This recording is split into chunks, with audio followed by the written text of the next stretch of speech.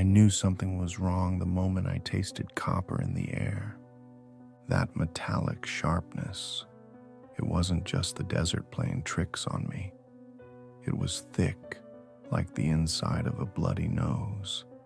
I wiped sweat off my upper lip with the back of my glove and leaned against the canyon wall, squinting up into the pale heat haze above.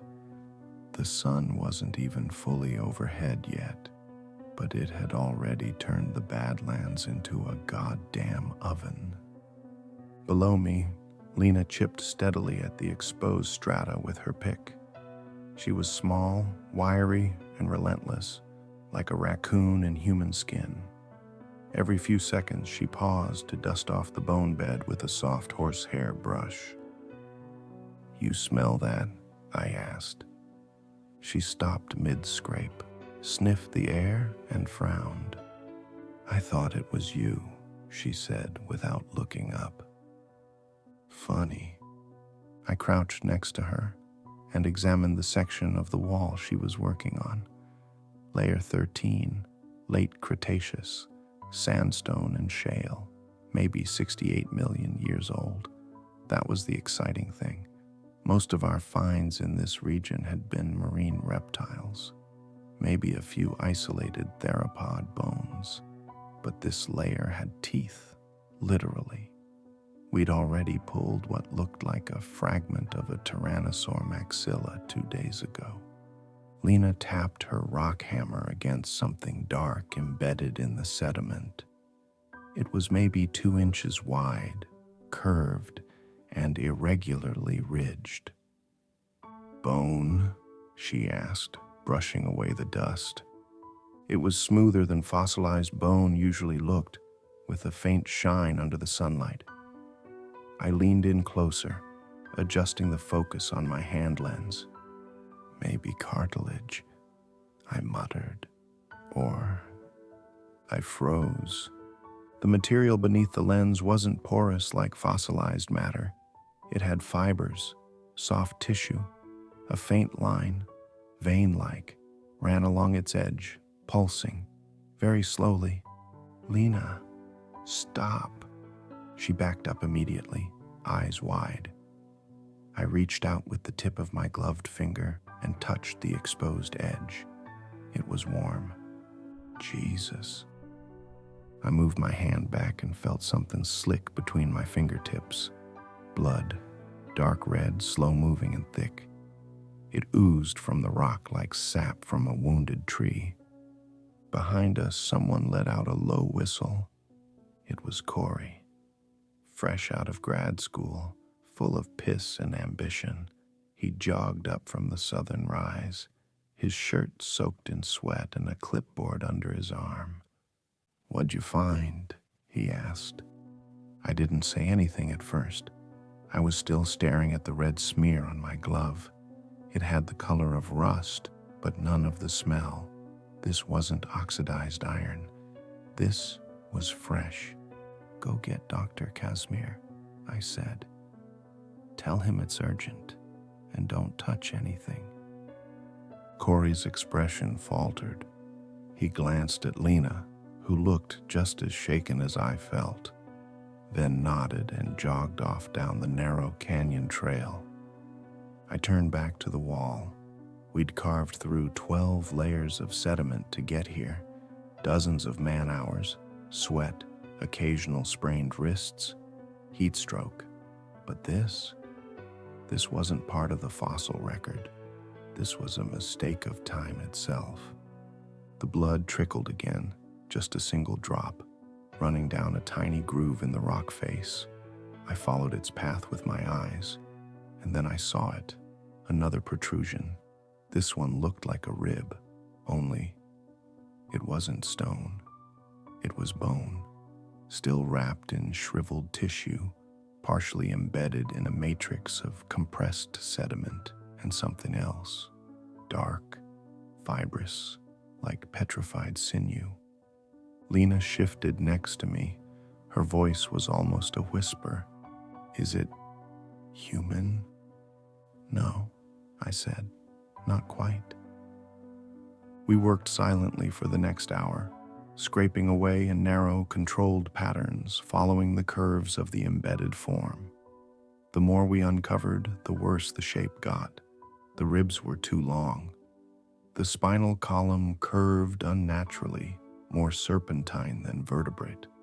The left arm, what we thought was an arm, was too thin and ended in 6 elongated fingers, each one capped with a translucent claw.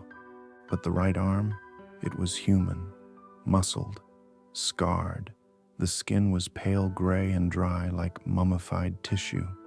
A wedding ring sat on its 4th finger, tarnished, but unmistakably gold. Lena stepped away and retched into the dirt. The creature, whatever it was, had a skull encased in a strange organic hood that blended into the stone. Only one eye socket was visible. It was deep and cavernous, like the hollow of a bird skull.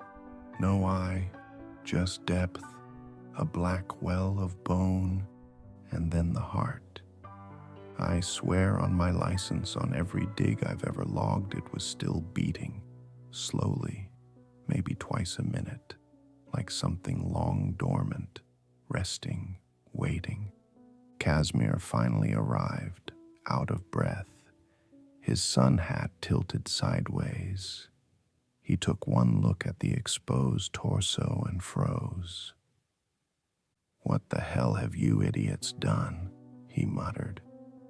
"It was already here," I said. "This isn't us.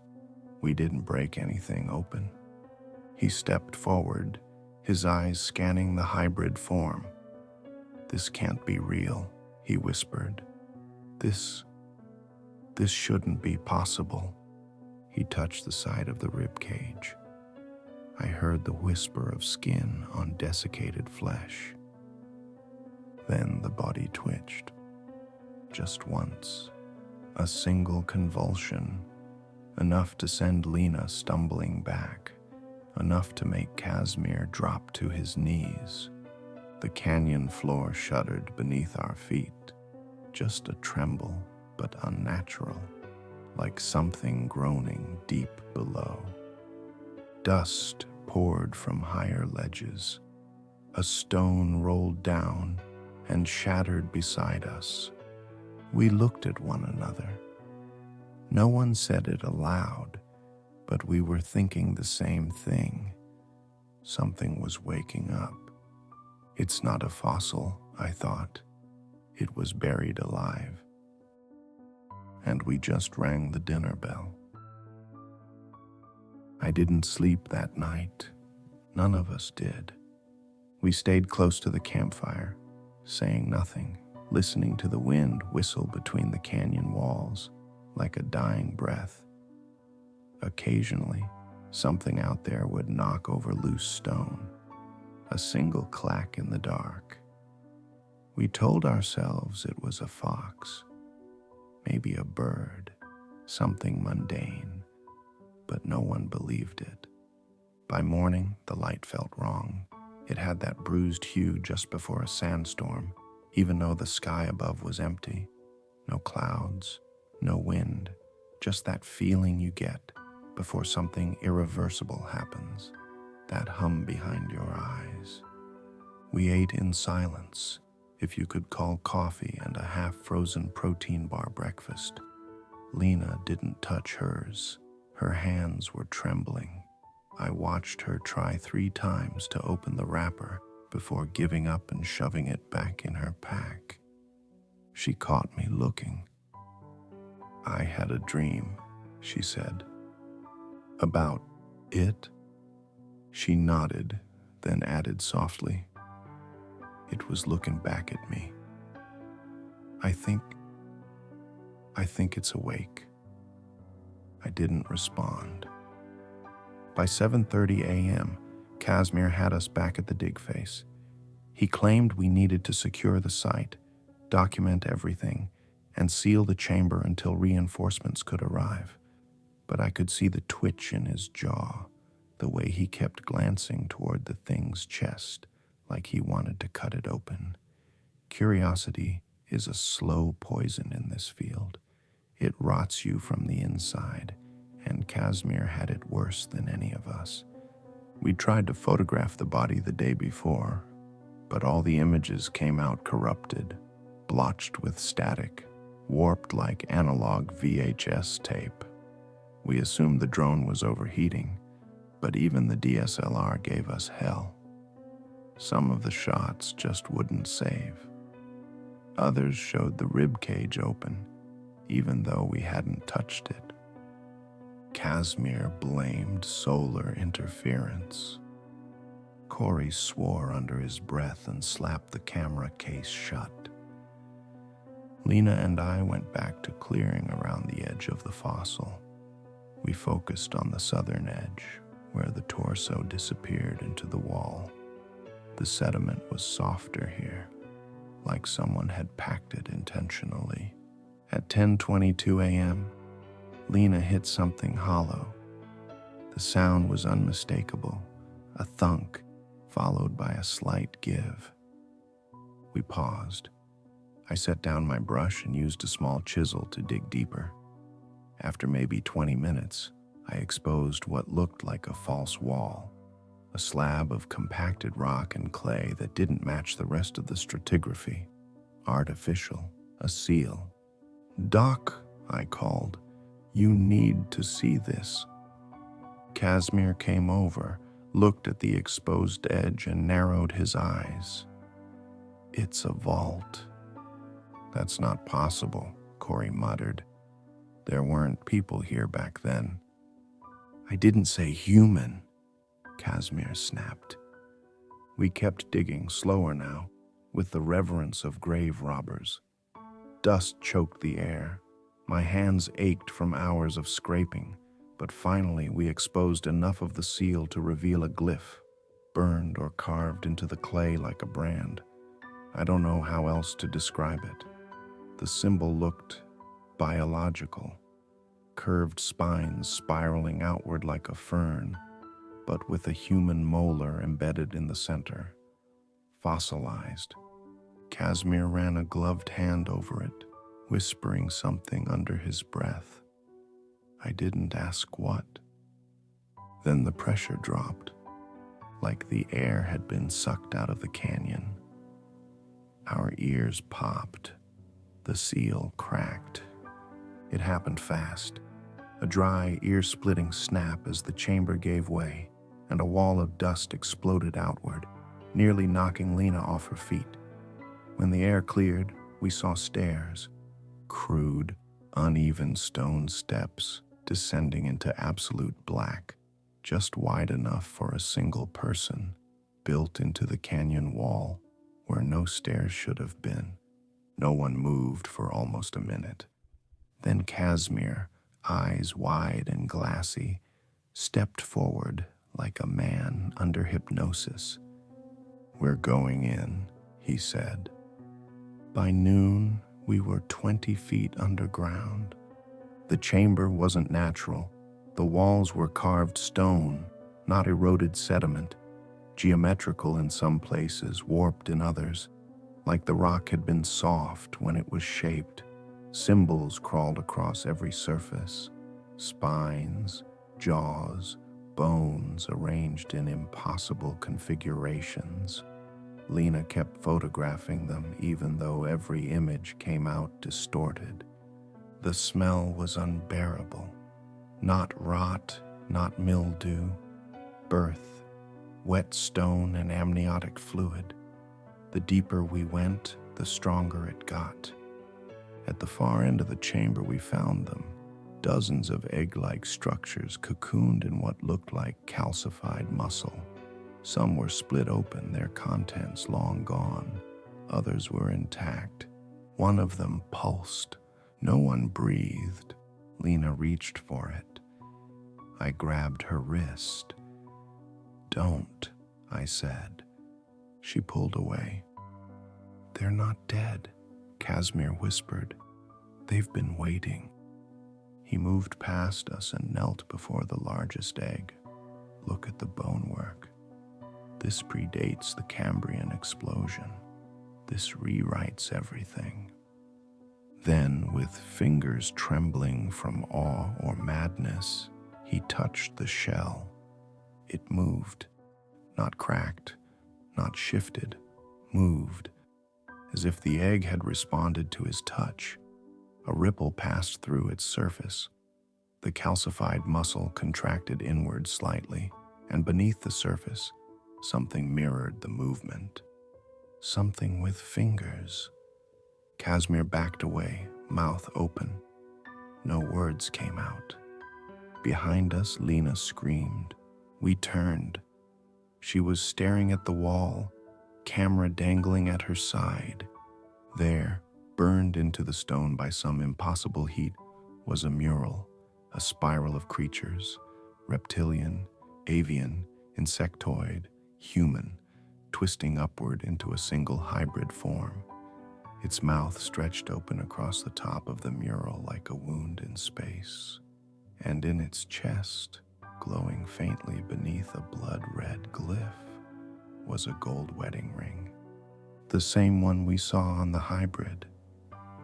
The mural moved, not metaphorically, I mean it literally shifted, the glyphs pulsing in a pattern, the spiral rotating counterclockwise. The hybrid's face seemed to stare directly at us. Lena dropped the camera.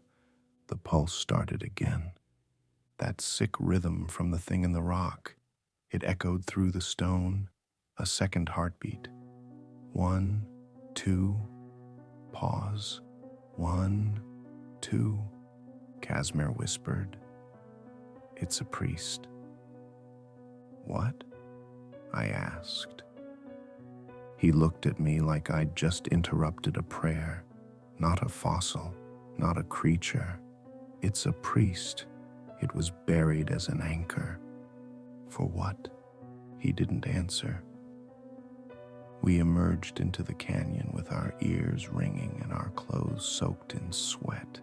The fossil, the hybrid body, was gone. The slab was there, the wall intact, but the stone was clean, no blood, no bone, nothing but a smear of dust on the ground. Lena turned in a slow circle, face pale. It left, she said. Casimir just stared at the place where it had been. No, he muttered. It's free now. We didn't leave the canyon that night. Not because we didn't want to, not because we didn't try. It was because the road was gone. I don't mean covered by a landslide or washed out in a flash flood. I mean it literally wasn't there anymore. We packed our gear, broke down the lab tent, loaded the vehicles, and started the short trek to the only route that led back to civilization. When we rounded the bend and reached the ridgeline, there was nothing but stone. No tire tracks, no gravel. Just unbroken canyon floor, untouched by man or machine. I dropped my pack and walked forward in a daze. The air shimmered around me like heat distortion, only it was cold, still. When I looked back, the camp looked smaller, farther away. Wrong. Eli, Lena said behind me, voice shaking. It's like the map got erased. Corey was kneeling, turning in circles with the GPS, shaking it like an old toy. It says we're in the middle of the goddamn ocean. Casimir didn't say anything. He just stood there with his hands in his pockets, watching the horizon like he was expecting it to answer a question only he had asked. That was the first moment I realized it wasn't just physical. The thing, the priest, as Casimir called it, hadn't escaped.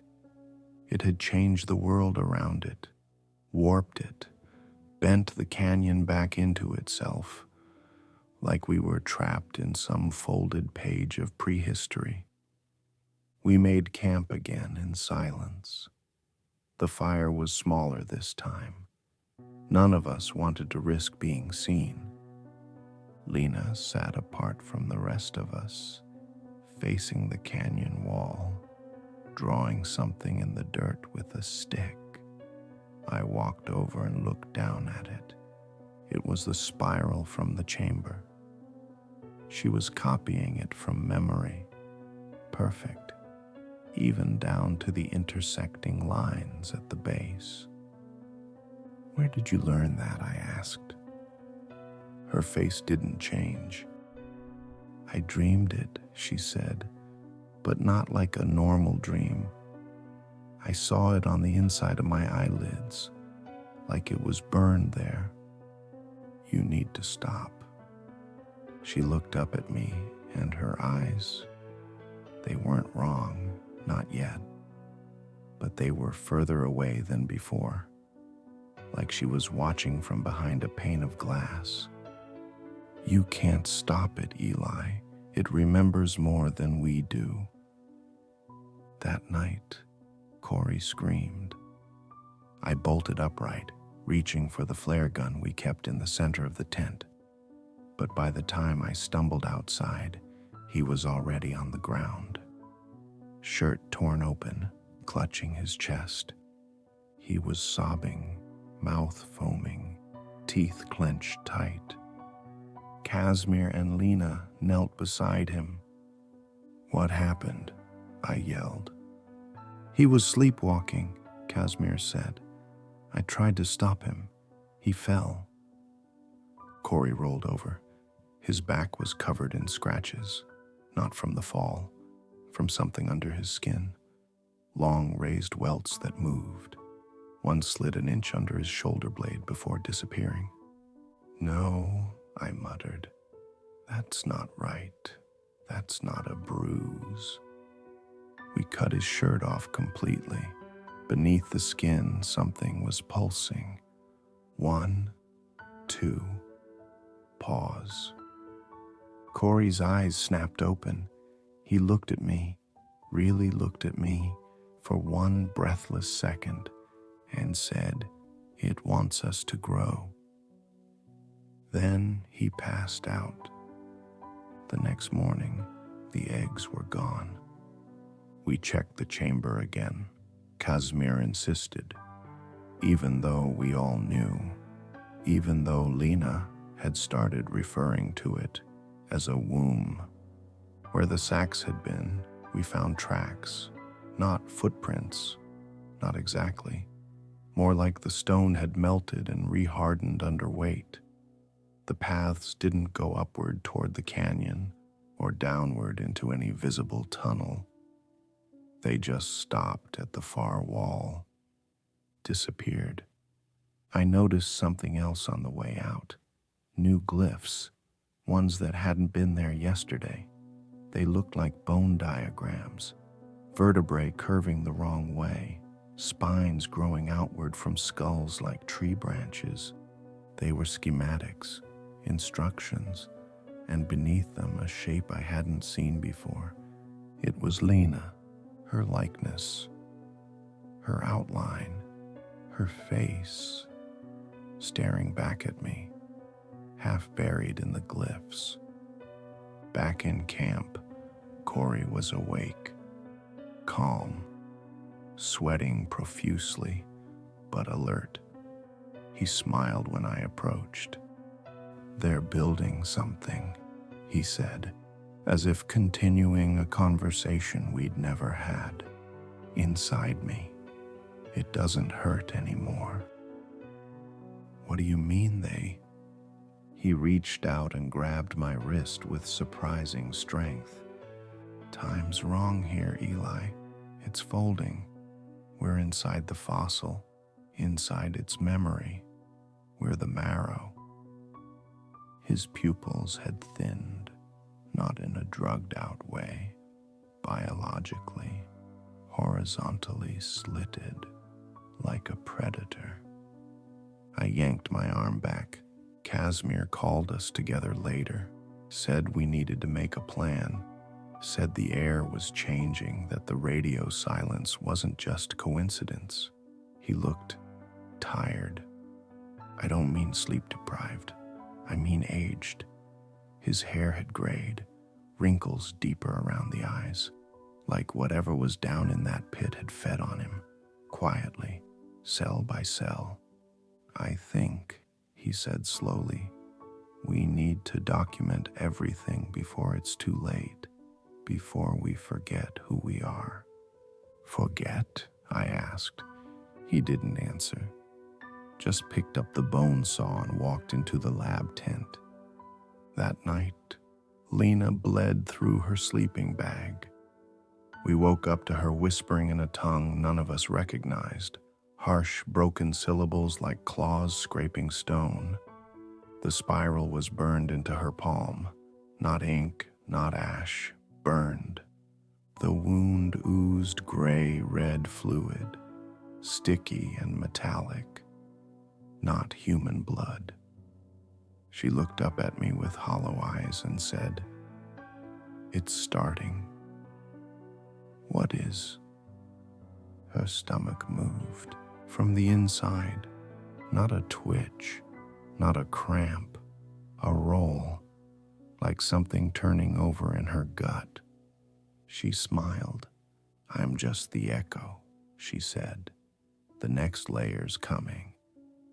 We burned the spiral that night, scrubbed it from the walls, deleted every corrupted photo, tossed the notebooks into the fire, hoping it would sever the connection. But deep down, I knew the truth. We weren't discovering the fossil. The fossil was discovering us. And it had decided to remember. The canyon didn't have a sunrise that morning.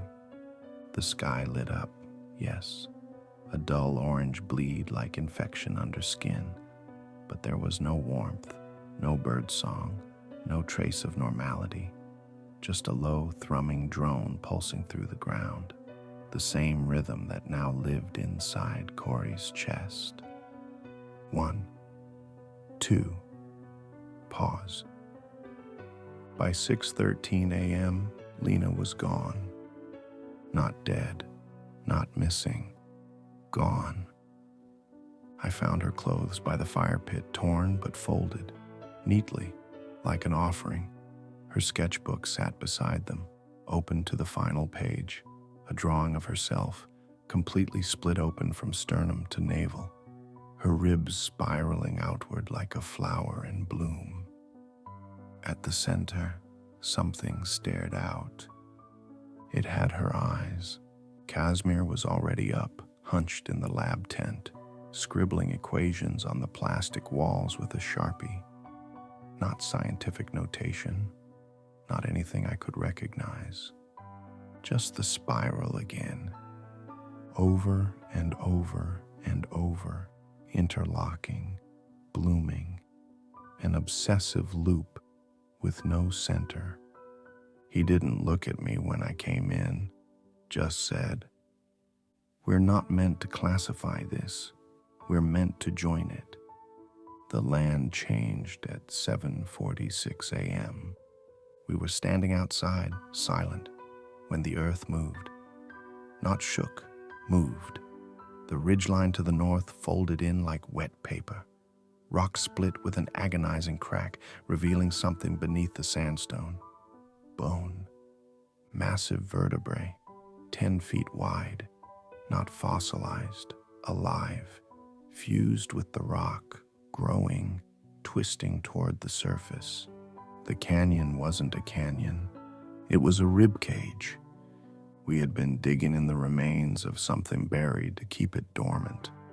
And every moment we breathed inside its cradle, we fed it oxygen, recognition, memory. Corey stood barefoot, swaying. His arms were covered in lesions now, not scabs, not rashes, scales, overlapping gray plates, still soft but growing thicker. He blinked sideways now, third eyelid clear and wet. "Do you hear it?" he asked me. "What?"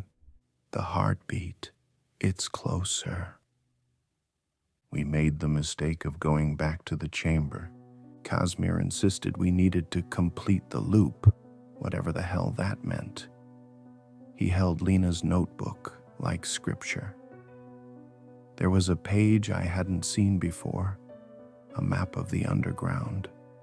The embryonic pods were just one level. There were more. We descended in silence. Flashlights flickered. The air was heavier. Breathing felt like drinking fog. The chamber had changed again. Now the walls were pulsing, faintly, like lungs. Fleshy veins ran through the stone, carrying ichor that glowed with a dim amber hue. The glyphs had grown, crawled, formed faces. Ours.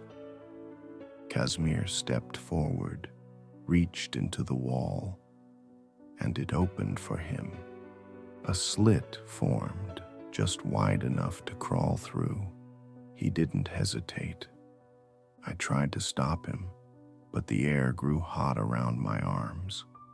Not fire, not steam, rejection. The rock pushed me back.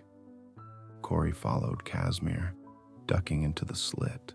The moment his body passed through, the wall closed behind him with a sound like meat tearing. I was alone. I ran, not toward camp, not toward the vanished road.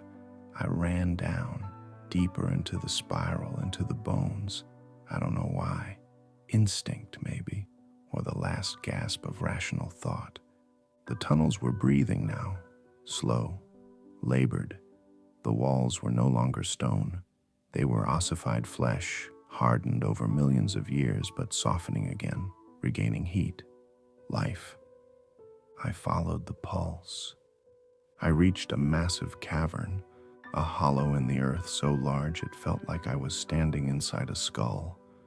Above me, far overhead, were teeth, colossal, calcified, arched like a crown.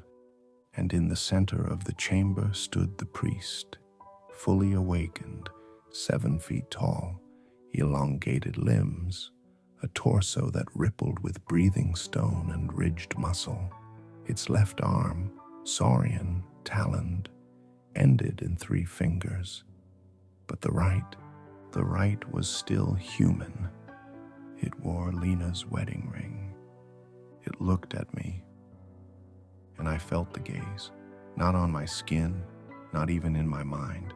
It stared into my timeline, every age I had ever lived through, infancy, adolescence, every scraped knee, every moment of intimacy or fear, all of it compressed into one gaze.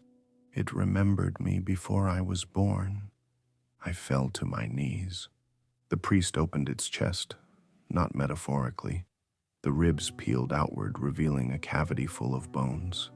Not just animal, human, ancient, future, some that hadn't evolved yet. It offered me a place. There was a shape, perfectly carved, matching my body, still wet. All I had to do was crawl in. I ran again. Blind, gasping, sobbing, I clawed my way back up the tunnel. The spiral pulsed beneath my palms. My own heartbeat stuttered, then synced with it. 1, 2, pause. I broke the surface sometime after noon. The canyon was gone. In its place, a vast plain of bone and stone, curving toward a horizon that no longer held a sky. Just ash, a dim, blood-hued fog. The world had regressed. Time had folded inward. The fossil hadn't emerged into our era. We'd been pulled into its. I'm writing this from what remains of our mobile lab. The battery's almost dead. There's no signal. No sound but the wind moving through bone. But the spiral continues in my head. I see it every time I close my eyes. It's whispering to me, asking me to dig deeper. 1, 2, pause.